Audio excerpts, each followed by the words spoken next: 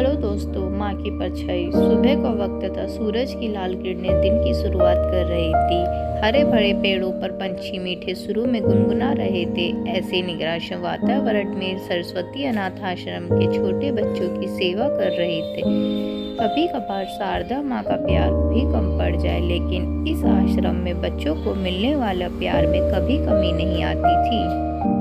सूरज की कोमल धूप में मात्र 15 से 16 साल की पीहू सूरज को एकटक निहार रही थी। तभी उतने में उसे एक ख्याल आया। सूरज जैसे जैसे ढलता जाता है, वैसे वैसे परछाइयों को पीछे छोड़ता जाता है और पीछे छूटी इतिहास परछाई फिर से उगते सूरज की राह देखते हुए रोती रहती हैं। इस विचार से पीहू का मन भर आया और उसे अपनी माँ की याद आने लगी। तभी वह अपने मन ही मन में बोलने लगी, माँ तुझे याद नहीं, मेरे पापा मुझे कब छोड़ के भगवान के पास चले गए। पर तुम ही मुझसे कहती थी ना कि बेटा, तू 1 साल की थी तब तेरे पापा को कैंसर की बीमारी थी, इस वजह से तेरे पापा भगवान के घर चले गए। लेकिन तकदीर की लड़ाई में मैंने हार नहीं मानी। पीहू बेटा, मुझे तेरे साथ यह कठिन दुख की लड़ाई जीतनी है, इसलिए मैं तेरी परछाई बनकर तेरे लिए जो हो सकेगा वह करूंगी। वक्त आने पर मैं लोगों के घर में काम भी करूंगी, पर तुझे बहुत पढ़ाऊंगी, तुझे बड़ा बनाऊंगी। मैं तेरे पापा के सपने को विस्तार में लाऊंगी।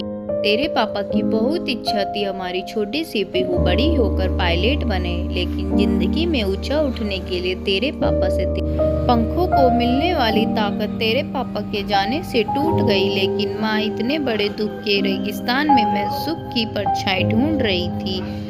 मेरे इन पंखों को बल देती माँ, लेकिन क्यों माँ, क्यों तू मेरे पंखों को बल देने से पहले मुझे क्यों छोड़कर चली गई।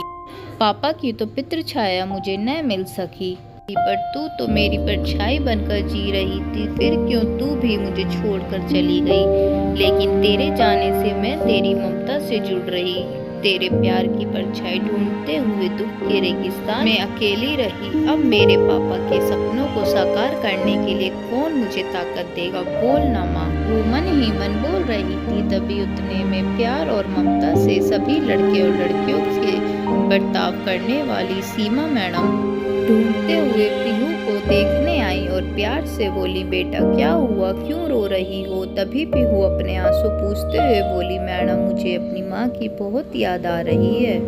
तभी सीमा मैडम ने पीहू को अपने सीने से लगाया। वह बोली, देखो पीहू बेटा, ऐसे नहीं रोते। मुझे पता था तुम्हारी माँ तुम्हारे लिए प्यार और ममता की परछाई थी, लेकिन उसे भी भगवान ने ले लिया। पीहू, जिंदगी और मौत किसी के बस में नहीं होती है।